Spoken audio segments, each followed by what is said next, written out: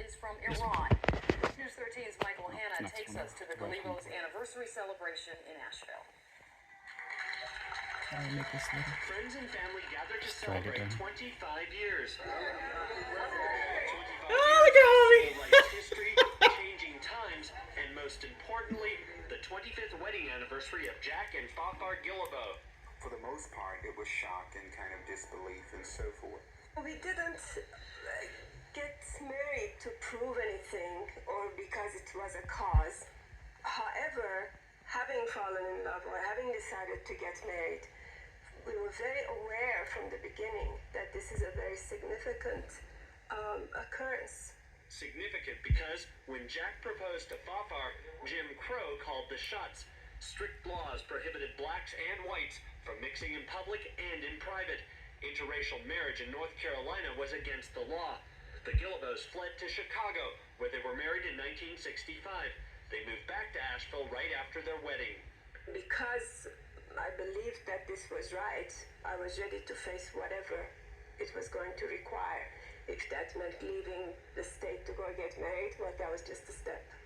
The Guillebeaux met in Asheville in 1963. Both were college students. Jack is an Asheville native and civil rights activist. Fafar is from Iran. She had moved to Asheville to attend college. There were many times we would go into a restaurant and people would literally stop eating. I mean, they would put their forks and spoons down, they would turn around, and they would stare at us for the whole duration. I mean, they just simply wouldn't eat anything else, and they would look with hatred and with concern and distress. For a lot of people, seeing the reality of an interracial couple, it erases a lot of their fears that they've had with them all their life. Like, the most horrible thing that can happen is, what if your daughter marries one? Well, it's like, here is one, and they look pretty okay. So that has been wonderful to witness. On this 25th anniversary, many of the friends who supported the Guillebeaux back in 1965 returned to celebrate in the same YWCA hall where they held their original post-wedding reception. Things have changed. We've come a long way that two people in love, a black man and an Iranian lady, can be married and live together in peace and harmony and have a good life. And I think that's small. I said we could see in 25 years a change from total segregation to where now they go anywhere they want. They really don't run into any big problems whatsoever, and they see all these barriers that have fallen. The Guillebeaux practice the Baha'i faith, which openly sanctions interracial marriage. The Guillebeaux live and work in Montgomery, Alabama. They have 3 children. Their marriage has survived while the world around them has often reacted with mixed signals. But now they say interracial marriage has become more acceptable, just as civil rights has gained a foothold across the South and the nation.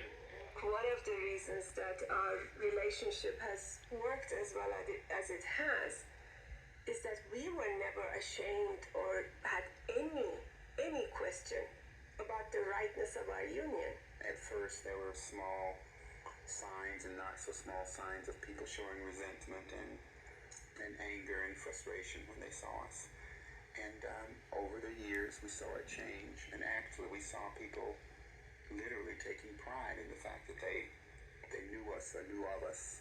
But now it is really not just tolerating differences, which is, I think, what we have learned to do, but learning to appreciate and value differences. I can say now that the love has been tried and tested and still there.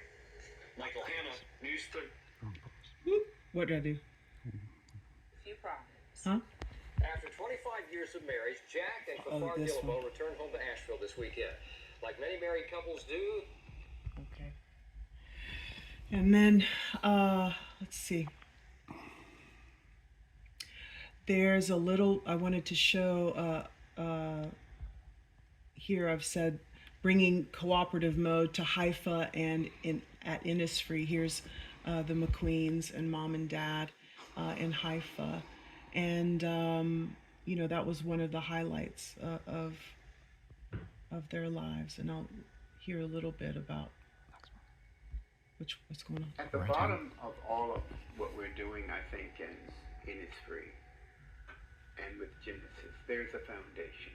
there's a platform upon which we build. And that platform, I think, is the notion that there are things in the world like virtues and values and principles and things like that, spiritual things, and that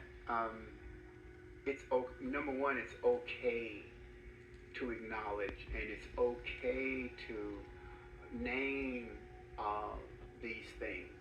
It's okay to name love. It's okay to name loyalty. It's okay to name truthfulness. It's okay to name honesty.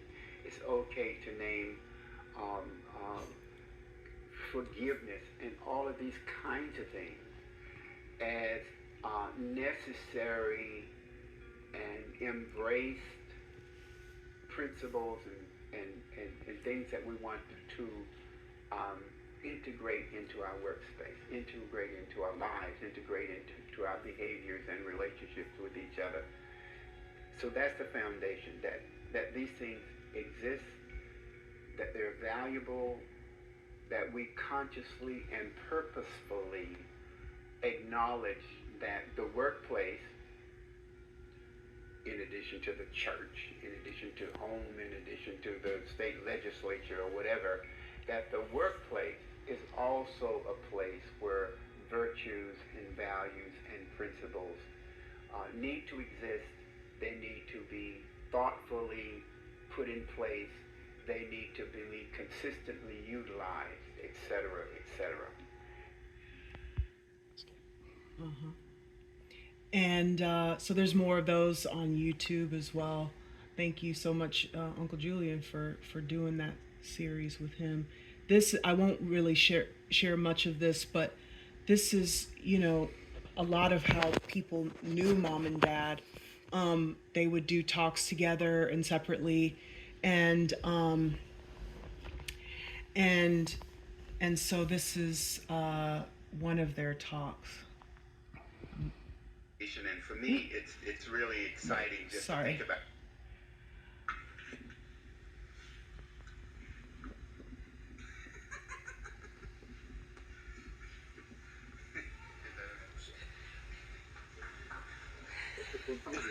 Aloha, friends.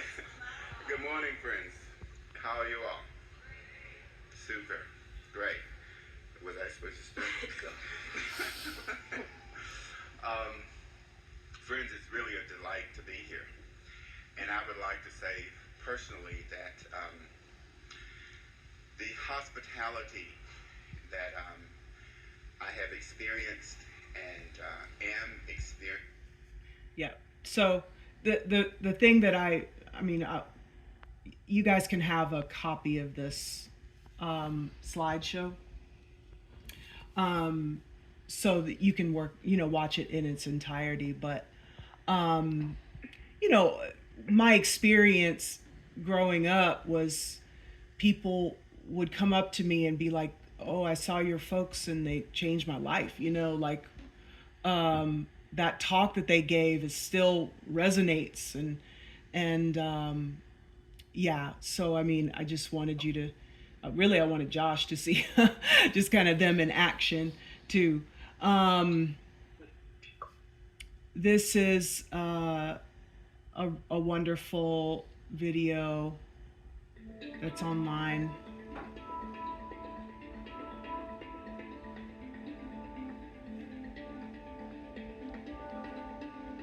We were aware that interracial marriages were forbidden in North Carolina. So we knew that in order to get married, we had to leave the state. So, again, we just did what we had to do. And since we had to leave the state, although that wasn't the closest place possible, we decided to go to the Baha'i temple in Chicago and got married there. So it was a challenge choosing Chicago because that was costly, to get up there and get back and all of that. But all in all, we decided that was what we really wanted. neither of us had visited the Baha'i House of Worship in Chicago, so we both look forward to that possibility. And we were so excited. We got there, it was a Thursday afternoon, about 4 or 5-ish, and just ran around watching the temple from all sides. And the poor lady who was the representative of the LSA said, "Come on, kids, get married first, and then you can, you can look around all you want afterwards." Yeah. Sounds like Arlene. This is the last one I want to share with you guys, and I'll just let it play through. It's their 50th wedding anniversary.